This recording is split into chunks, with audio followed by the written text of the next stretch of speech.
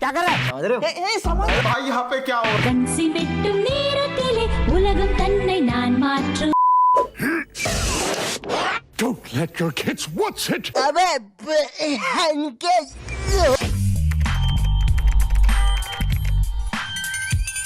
तुम्हारी स्कूल में एक ना एक टीचर ऐसा होता ही होगा जिसकी शक्ल पर लिखा होता है ये सन की सर खुद 10 मिनट लेट आएगा क्लास में पढ़ाने और फिर बाद में ब्रेक के 10 मिनट लेके पढ़ाएगा। इसकी क्लास में अगर तुम्हारी बॉटल भी गिर गई ना तो अच्छे से नहीं बोलेगा कि बेटा अपनी बॉटल उठा लो, बिल्कुल ऐसे बोलेगा मैं आ जाऊँ क्या अपनी पर?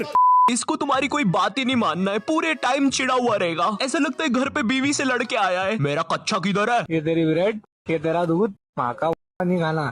स्पोर्ट्स डे के दिन माहौल ही अलग रहता है। कुछ बच्चे बहुत ज्यादा हाइप अप रहते हैं, मैं ही जीतूंगा। उधर साइड में कुछ बच्चे मेरे जैसे होते हैं, अरे यार आज तो स्पोर्ट्स डे था, मैं बस्ता लेके क्यों आ गया? बिना बस्ते के आता तो कितना सेक्सी लगता। कुछ बच्चे अपने ही सपनों में डूबे हैं, काश मैं लास्ट मिनट में अपनी टीम को जिता दूं, जिससे मेरे कपड़े फट जाए और मेरे 10 पैक एब्स नालिनी को दिखे, पूरी स्कूल मुझे उठा ले और भीड़ में आगे चलता हुआ बदसूरत सर मुझे देख के बोले, ध्यान से, वो हमारा हीरो है।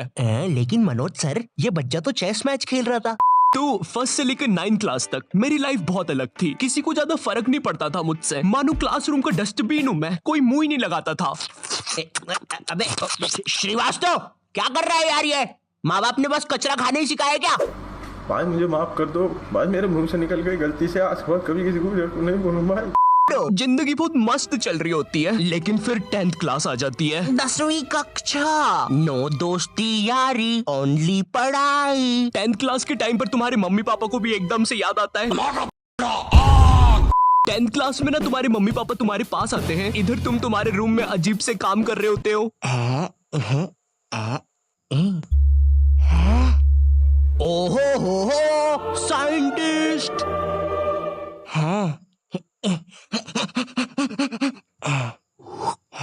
ओहो साइंटिस्ट। पीछे से तुम्हारे मम्मी पापा आते हैं, पूची पूची पूची पूची पुई। हाँ मुझे पता है मम्मी पापा के चलने की आवाज ऐसी नहीं होती। 10th क्लास में मेरे पापा भी मेरे पास आए थे। उन्होंने मेरे कंधे पर हाथ रखा, मेरी आंखों में आंखें डाल के देखा और कहा, ये सर पे बारबी की नेम चिट लगाना बंद कर। और 10th क्लास आ गई है, पढ़ाई कर लेना चुपचाप। अब तो और अच्छा लग रहा हूँ। हगी मारू, लकी मैन, ककासी सेंसे। तो नॉट यू टैप जी। जी मेरी सोनी सवानी, जी मेरी बग्गो, जी ठीक है जी। तुम्हारे साथ कभी ऐसा हुआ है तुम आराम से एक चड्डी में बैठे हो और जेल जैसे कटोरे में दाल चावल खा रहे हो, ठंडी ठंडी हवा चल रही है और सब कुछ मस्त चल रहा है, लेकिन एकदम से तुम्हारे घर पे 10 रिश्तेदार आ जाते हैं। अब जरा सोचो उस चड्डी पे दाल चावल खाते हुए बच्चे पर क्या बीत रही होगी। तुम्हें वहां से भागने तक का मौका नहीं दिया जाएगा।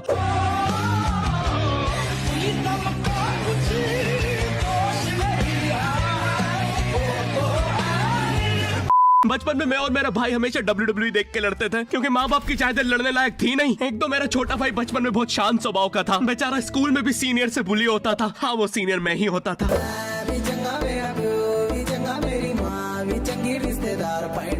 मैं ना क्रिश्चियन स्कूल में था, तो हर साल विंटर हॉलीडेज के पहले मेरे स्कूल में क्रिसमस सेलिब्रेशन होता था। एक मोटा सा सर सेंटा बनकर आता था, फिर जिंगल बेल पर नाचता था। वो कॉस्ट्यूम इतना टाइट होता था कि सर के जिंगल बेल अलग झूमते हुए नजर आते थे। फिर स्टेज पर 5th B के बच्चे आते हैं और बेजुबान पर ब्रेक डांस करते हैं। बेजुबान कब से? बेगुनाह सैदा।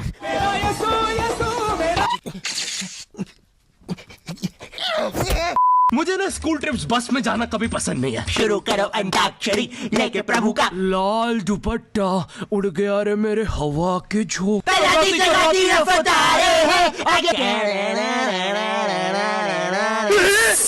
भागो, पिक्की को सच में नाक देवता आ गए।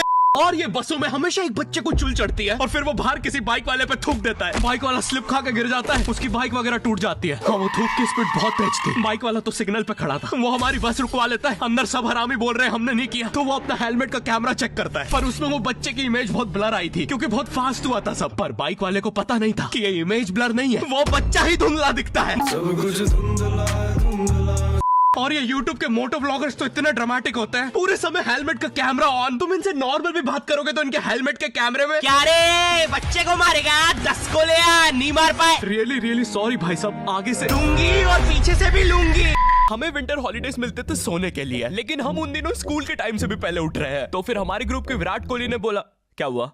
कम ऑन यार, सबके ग्रुप में एक स्पोर्ट चैंपियन विराट कोहली बच्चा तो होता ही है। हमारे विराट की कहानी है कि उसके पापा ने उसे बड़ी ही उम्मीद और प्यार से एक क्रिकेट की किट और बैट लाके दिया था कि उनका बच्चा सच में विराट कोहली बनेगा। लेकिन फिर वो एक दिन फुटबॉल के साथ खेलते हुए पकड़ा गया, वो भी क्रिकेट किट में। बेटा पापा आप जैसा समझ रहे वैसा कुछ भी नहीं है। शर्म नहीं आई तुझे?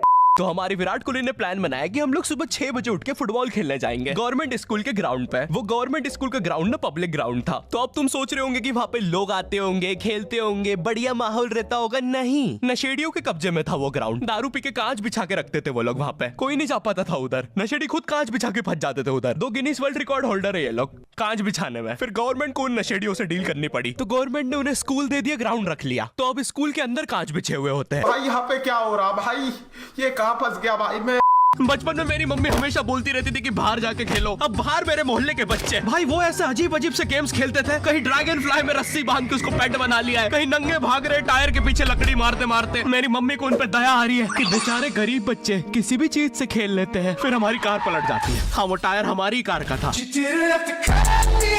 और मुझे एक बात बताओ, चक्के से खेलने पे वो गरीब कैसे कंसिडर हो रहे हैं? क्या पता उनने कार खरीद के चक्का निकाला हो, क्या पता लैम्बोर्गिनी के चक्के से खेल रहे हो। नहीं, तुम्हें कैसे पता चल रहा है वो गरीब है या अमीर? और एक चक्के से इतनी सारी एक्टिविटी करेंगे ये लोग। कभी चक्के में रस्सी बांध के झूला बना दिया, कभी झूले से फिका के खुद को लूला बना दिया, कभी लूले पे झूला बांधकर हुला हू बना दिया। ये इतने हरामी बच्चे थे, इनके साथ कोई भी घर घर नहीं खेलता था, क्योंकि घर ये जुए में लगा के हार जाते हैं। मेहनत का ही खेला हमने सट्टा जमकर। देखो, हम सबके बचपन में एक ऐसा दोस्त तो होता ही है जिसे देखकर हमेशा ऐसा लगता था कि ये सीमेंट के बोरे से उठ के आया है। पूरे समय उसके बालों से सरसों के तेल के हग्गापे की बदबू आती रहती थी। हाँ, यही दोनों थे मोनू और बाबू। ये दोनों बनते थे हमारे बेबलेट के बीस्ट। वैसे कायदे से तो इन दोनों को किसी तेलुगु पिक्चर में तेल और गू नाम के दैत्य या तो असुर बनना चाहिए था। तुम्हें पता है ना ये कितना जरूरी सामान है? वो देखो चिड़िया किधर है? अरे किधर है चिड़िया? है साला हमको झूठ बोला। तुम क्या देख रहे थे बे मोटे? आपको तो पता ही है सर, बाबू ऐसा ही है। तुम मेरी बीवी के साथ क्या कर रहे हो? अरे मेरी बीवी! तुम्हें तो पता ही है दोस्त, बाबू ऐसा। कौन है तू? अब तू कौन है? मैं तुम्हारी पत्नी का तीसरा बॉयफ्रेंड, अपनी बारी का इंतजार कर रहा था। और बस मैं ही नहीं, हम सब अपनी बारी का इंतजार कर रहे थे। चलो, वो जा चुकी है। चलो भाई, मुझे तो पता ही था, इससे तो कोई भी चला जाता। मरा कैच मारी हवा में सवारी, गोरा खारा मोटा आरा पीछा गोदरेज बारी, बरबर गैर चलेरा गाड़ी तभी बोल जोरी बारी, मारा गेम अलग इसी शाड़ी मौत बेज मारी।